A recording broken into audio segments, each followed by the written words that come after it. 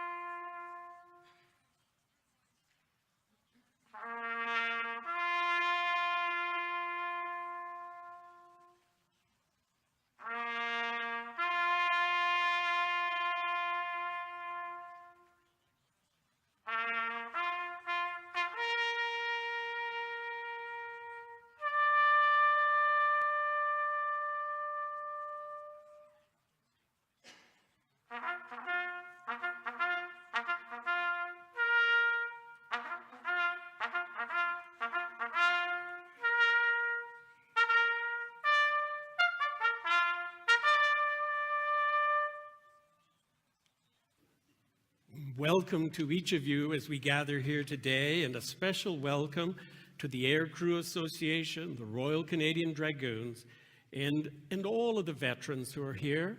But everyone that's here, and particularly great to see all the children here today as we remember. I always remember going as a kid to Elrose, Saskatchewan, to lay a wreath with my grandmother for an uncle who was shot down on November 18th, 1943. And so we remember this day and gather with all. We come here this day to remember. Our faith is laced with remembrance.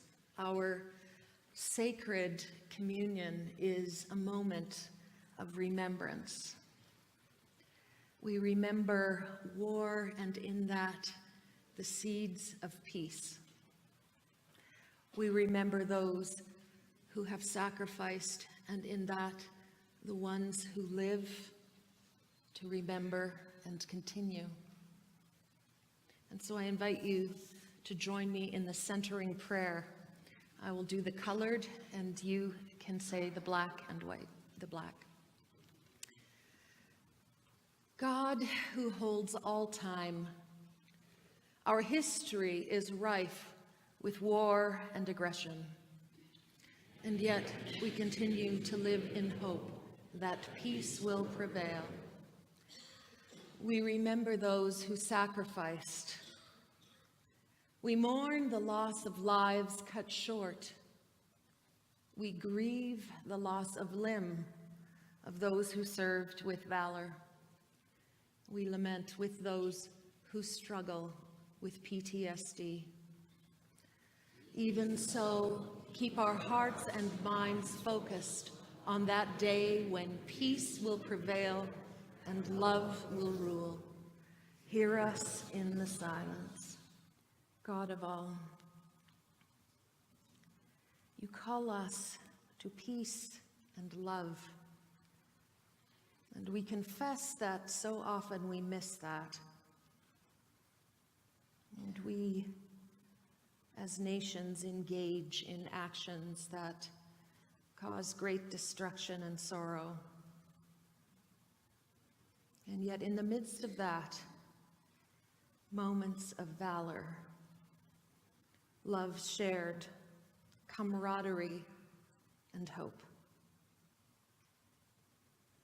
May we keep before us always those things that lead to a life full and free. And may we remember those who sacrificed to make it so. And so we come to remembrance of veterans who've died in the past year, and Ed Hemmings will share on behalf of Air Crew Association. And if Earl Smith would like to come ahead up as well, and then we'll just move into the Royal Canadian Dragoons.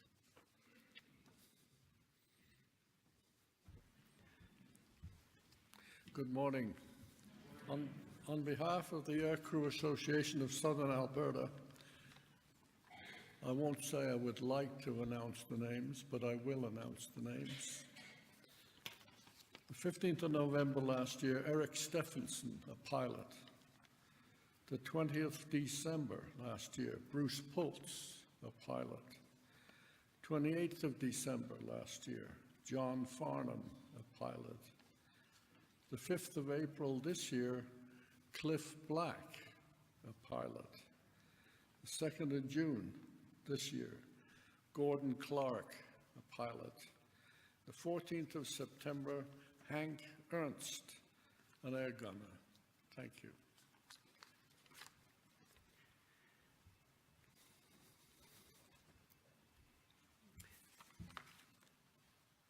Following personnel from the Royal Canadian Dragoons, and then those who don't know that, we are a tank regiment. The following personnel have passed away in the past year. Eric Albright, Paul Bennett, Tom Jackson, and my partner of 16 years, Shirley Batula. We will remember them. We shall remember them.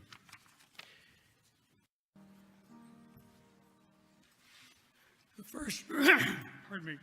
The first lesson is from Ecclesiastes 3, verses 3 to 15. A time to kill and a time to heal. A time to break down and a time to build up.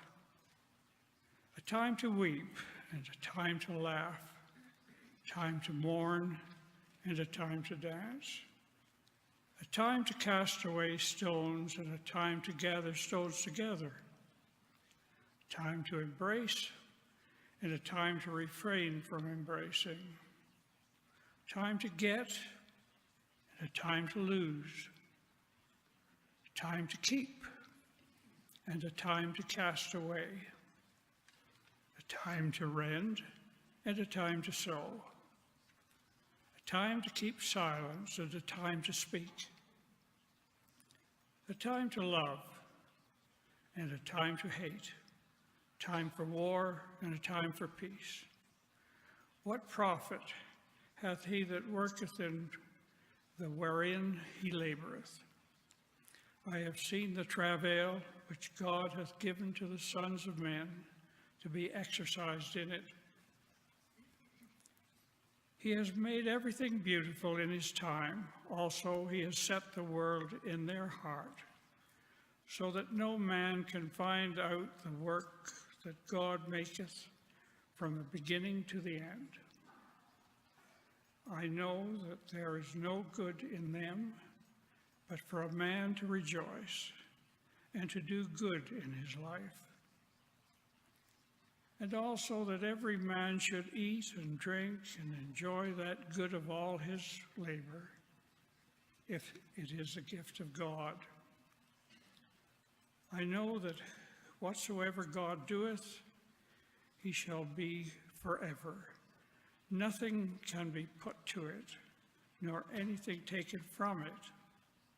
And God doeth it, that men should fear before him. That which has been is now, and that which is to be has already been, and God requireth that which is past. Here endeth the first lesson.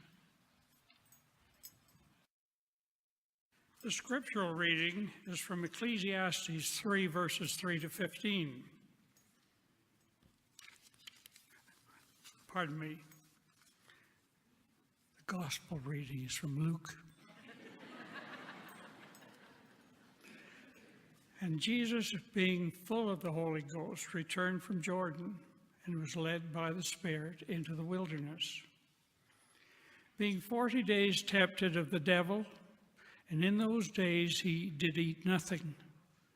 And when they were ended, he afterward hungered. And the devil said unto him, If thou be the Son of God, command this stone that it be made bread. And Jesus answered, saying, It is written, that man shall not live by bread alone, but by every word of God.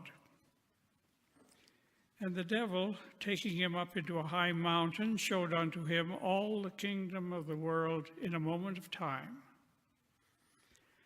And the devil said unto him, All this power will I give thee, and the glory of them. For that is delivered unto me, and to whomsoever I will give it. If thou therefore wilt worship me, all shall be thine. And Jesus answered and said unto him, Get thee behind me, Satan, for it is written, Thou shalt worship the Lord thy God, and him only shalt thou serve.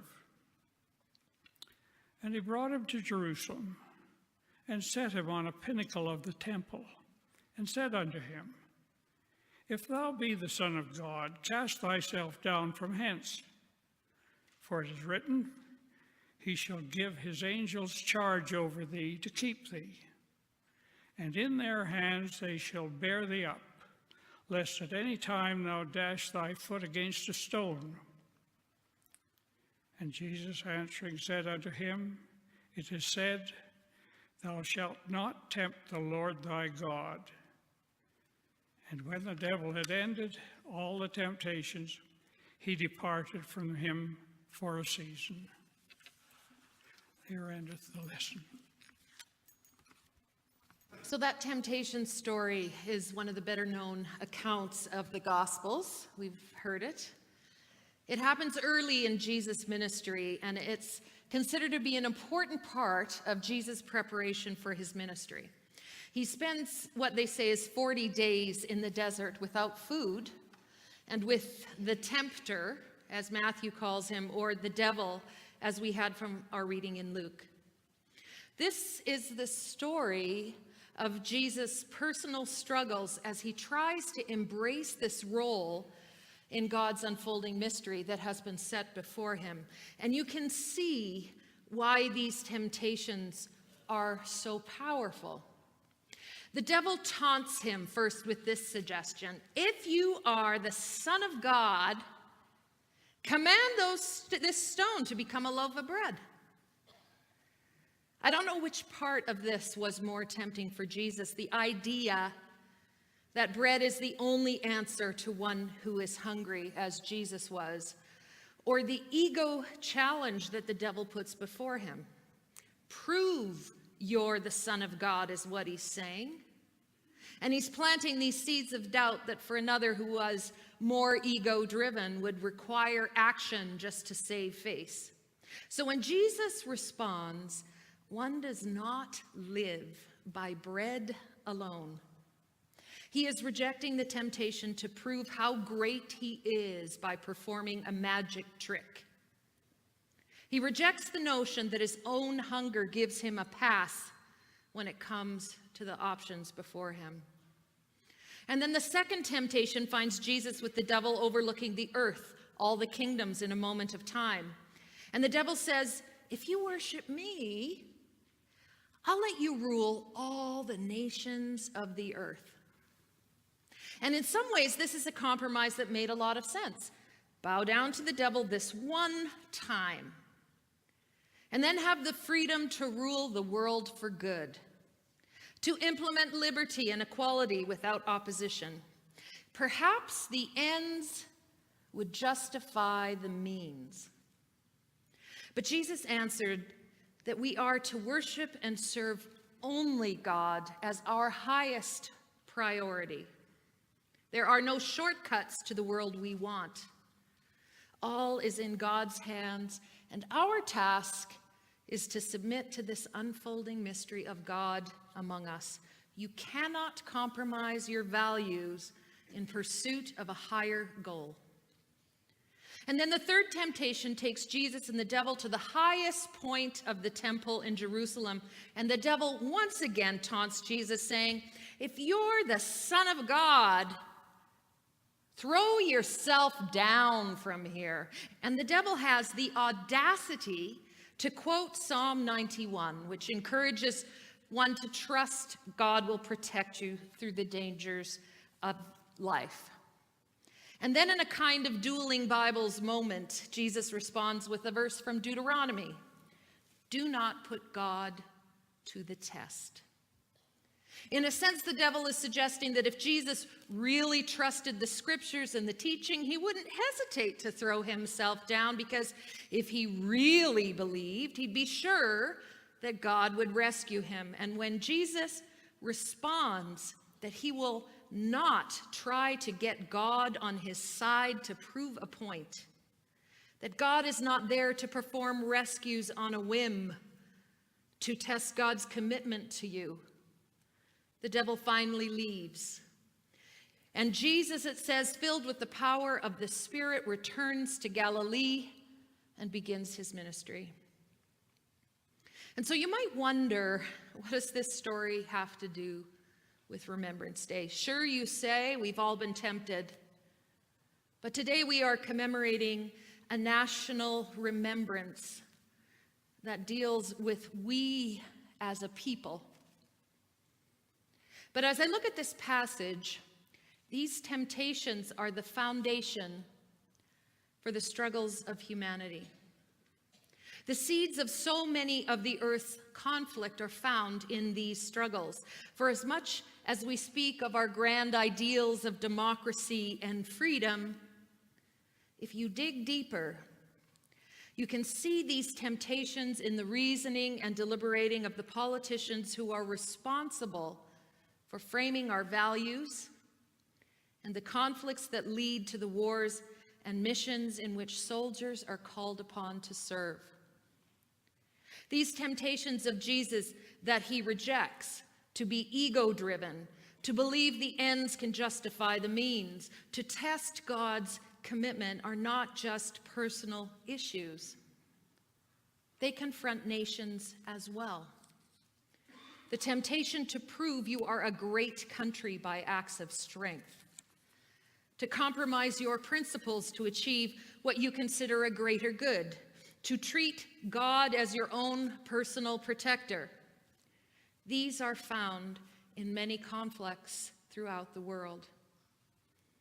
Now, I'm not saying that war is always wrong or always politically compromised. I think good arguments have been made for the just war, and certainly for defense against invasion. The history of any nation will show times of great unity and struggle to overcome together, but also times when national ego has led to divisiveness and questionable decisions. And our Hebrew scripture reminds us, these words from Ecclesiastes that are so well known, that there is a time for everything under heaven. The author itemizes these moments of our lives: the time of birth or death, the time to plant and to reap, the time to kill or heal, to weep or laugh, to mourn or dance. And he finishes with this line: there is a time for war and a time for peace. And we trust that those times of war and mourning and grief will be few, that war and military intervention will occur only when other options have failed, and not as a result of political decisions that are driven by those temptations that Jesus dismissed. Our hope is that in our time, political power will not be used to start conflicts that are grounded in national ego or compromises of values or the notion that somehow God is on our side. And this brings us to Remembrance Day. Because submitting to these temptations have huge implications for the men and women that serve in our military and civil services. And our society is such that these men and women who serve are so far removed from our everyday life that even when we were at war in Afghanistan for a decade, it barely measured in the daily news, and certainly did not require a sacrifice from the average citizen. This distance between the average citizen and our military is maintained because leaders speak in euphemisms like CAF assets, or the military, or boots on the ground, or a surge, or deportation force we heard in this last election cycle, or collateral damage. These words all hide the human side of operations that involve men and women who are sworn to protect and serve our civilization and our country. And here is just a snapshot of that human side. During the war in Afghanistan, 158 soldiers were killed, and 2,000 were injured in combat and non-combat incidences. But worse, the Canadian military estimates that more than 5,000 of the 40,000 soldiers who served in Afghanistan will suffer PTSD and other psychological trauma as a result of their service. And an article in the Globe and Mail yesterday reported that at least 70 soldiers have died by suicide after finishing their service in Afghanistan. When our military is faceless, it is far easier for us to forget. We go about our days untouched by our continuing presence in Iraq, even though in reduced numbers. And when these military bases were consolidated to a few places, our communities now have little contact with military personnel. Even in this church, where each year we honor these sacrifices, I don't think I have ever met an active duty soldier. We are so far removed from the lives of those who are called to protect us and promote our values. There's something wrong with that. All we hear is the chatter of the political classes and the reasons why, as a country, we are engaged. So I thought this Remembrance Day we should take a deeper look at how our military personnel are serving, about the sacrifices of past wars and the veterans who live among us. And I went to the Canadian Forces website and I reviewed the missions that our Canadian soldiers are serving in across the globe. We're involved in search and rescue missions across Canada. Operation Box Top is the semi-annual resupply of Canadian Forces Station Alert and Fort Eureka in the high Arctic. And Alert is the most northern community that is permanently, people are permanently live in. Operation Carib is a multinational campaign against illicit drug trafficking by transnational organized crime and other trafficking. Operation Impact is in Iraq, and it's our contribution to the war against ISIS. Operation Kobold is in Kosovo, and it's Canada's contribution to the Kosovo Force, which is a NATO-led peace support operation. Operation Reassurance is in Central and Eastern Europe. It's a joint exercise with NATO and other partner nations. Operation Render Safe is in the Southwest Pacific, where we are involved in clearing explosive remnants from the war in the Solomon Islands. And Operation Unifier, that's the French version. Unifier would be the English, is in the Ukraine, and we are helping to train the Ukraine Armed Forces personnel in a number of military skills. Men and women in our military are serving these operations across the globe. These are not assets being deployed. Canada's interests are being defended by men and women who serve in these capacities. And our history is written by the sacrifices of soldiers who served at the behest of our governments. I went on the site in the South Africa War, which was at the beginning, 1902, it ended. 7,000 Canadians served, and 300 of them gave their lives. In the First World War, 650,000 Canadians served, and 68,000 gave their lives. In the Second World War, more than 1 million served, and over 47,000 of them died. In the Korean War, 26,000, almost 27,000 Canadians served, and 516 of them gave their lives.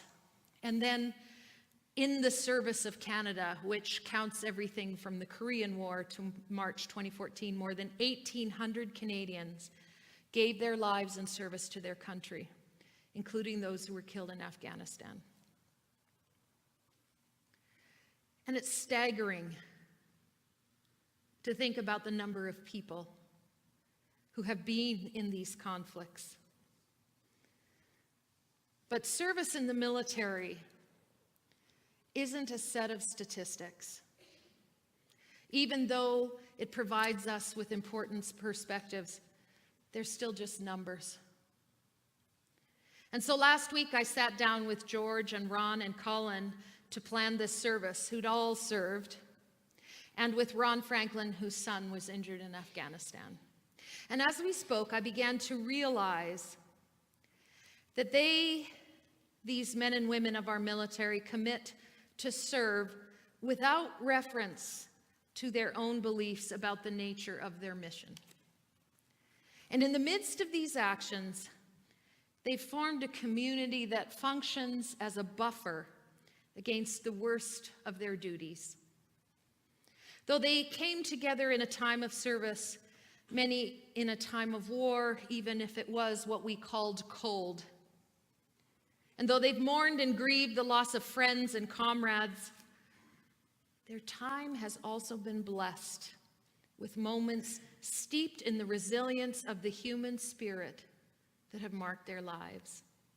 They spoke of the discipline that the military teaches and how they took the skills they learned into business and other ventures of their lives. And they spoke of the memories of the times they were serving and how they seem more present now than what happened after they left. They remembered the places they had served. Ron spoke of Gaza and Cyprus and how these deployments made them truly grateful for all we have in Canada, and how so many of us take these things for granted. They spoke of how they learned to depend on each other, to trust each other so completely that they knew someone would always have their back if they were in trouble. They spoke of this comradeship that exists between military personnel even if they didn't serve together. They reminisced about their lives in the military quarters and how their families became army brats who adapted to new places and formed bonds with other military families that lasted long after they left home. And they remembered those who had served and sacrificed even in those years of peacekeeping missions when we weren't really paying attention. And as I listened to their stories, I realized that even though we can question the decisions of governments to engage our military in conflicts, We must always honor and respect those who have served. From the top down, soldiers seem like pawns in a larger game. But when viewed from the bottom, from the lives of the people, from the bonds that are formed, the scars that remain, the empty spaces where those who died once lived, the memories of soldiers who saw things they can't erase or who suffer wounds that have changed their whole lives. When we look from that perspective, we see the struggles of human life writ large. And so we can question our government or our politics, and for the sake of those people who serve, we need to be vigilant in holding our governments accountable for the decisions they make to send soldiers in harm's way. But we must never forget the sacrifice of our soldiers. And so thank you, veterans of our military missions. Those lost in war, injured in action, suffering from dark memories, and thriving in civilian life. We know that even though sometimes decisions to deploy have been tainted by questionable political actions, you served at the behest of our government with honor. You are not faceless to us. We see you and we remember. Amen.